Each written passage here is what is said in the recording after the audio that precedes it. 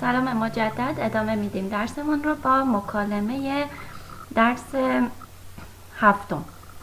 Dans un grand magasin، در یک مغازه بزرگ. La cliente، اینجا 4 تا کلینت دارید، یعنی مشتری با لوتس. لوتس به کسی که پذیرایی میکنه رو بهش میگن اوتس. La cliente. Pardon, je cherche le rayon de l'alimentation. Pardon, ببخشید. Je cherche فعل chercher هست، از فعل گروه اول به معنی جستجو کردن، دنبال چیزی گشتن. میگه من دنبال بخش خوراکی هستم. Je cherche le rayon بخش میشه. توی مغازه هایی که شما میرید بخش بندیه دیگه، یه بخش مال مواد غذایی، یه بخش مواد شوینده است، یه بخش خوراکیه، مثلا شکلات و ایناست، اینا بهش میگن rayon. Pardon, je cherche le rayon de l'alimentation. L'hôtesse. L'alimentation, c'est au sous-sol. خوراکی زیر زمین هستش. Prenez l'escalier devant vous. بردارید پله هایی که جلوی شما، روبروی شما هستند. devant میشه روبرو. اسکالیه پله. Prenez l'escalier، بردارید پله‌ای که روبروی شماست. Cliente 2. La cliente 2, numéro 2. Le rayon des vêtements pour femmes, s'il vous plaît. بخش لباس های برای خانوم ها لطفاً. C'est au premier étage، طبقه اول هستش. مدام، خانوم. C'est au premier étage, madame. L'escalier est là. پله اونجاست. En face de la sortie، روبروی خروجی. sortie میشه خروجی. Excusez-moi, je ne trouve pas les chaussures pour enfants. ببخشید، من پیدا نمی کنم کفشای برای بچه ها. ببینید اینجا trouver، je ne trouve pas مال فعل trouver هستش، گروه اول به معنی پیدا کردن. میگه من پیدا نمی کنم کفشای برای بچه ها، یعنی بخش کفش ها برای بچه ها. C'est là, à côté de l'entrée, à gauche. اونجاست، بغل ورودی سمت چپ. Merci bien، خیلی ممنون. Merci bien یعنی خیلی خوب، خیلی ممنون. Mademoiselle, le rayon sport, s'il vous plaît. مدمازل که گفتم مثل دوشیزه میمونه یا دختر خانوم. اینطور. بخش ورزش لطفاً.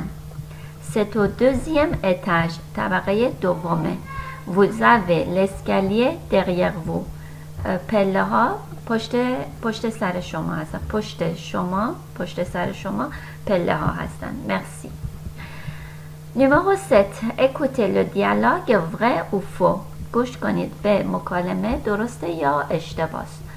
Le rayon pour femmes est au sous-sol. بخش برای خانم ها زیر زمین هستش. Le rayon sport est au deuxième étage. بخش ورزش طبقه دومه. Le rayon de l'alimentation est au premier étage. بخش خوراکی طبقه اوله. Les chaussures pour enfants sont à côté de l'entrée à gauche. کفش ها برای بچه ها بغل ورودی هستن سمت چپ. اینا رو باید بگید c'est vrai ou c'est faux، درسته یا اشتباست. ادامه میدیم. اینجا découverte.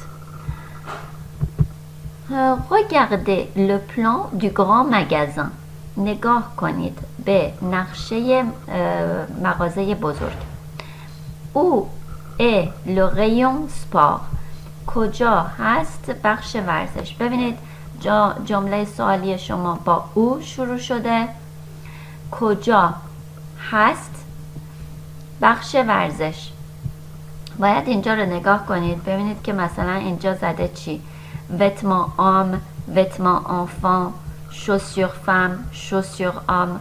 نگاه میکنید ببینید که بخش ورزش کجا هست و می نویسید.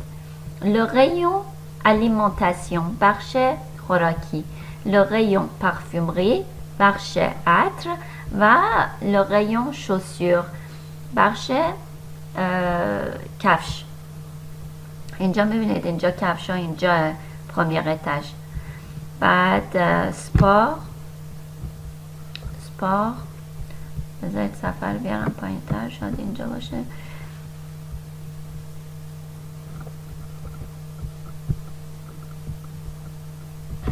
اینجا رچوسه زیر زمین، ببخشید همکف، رچوسه به معنی همکف هستش. اینجا سوسال زیر زمین.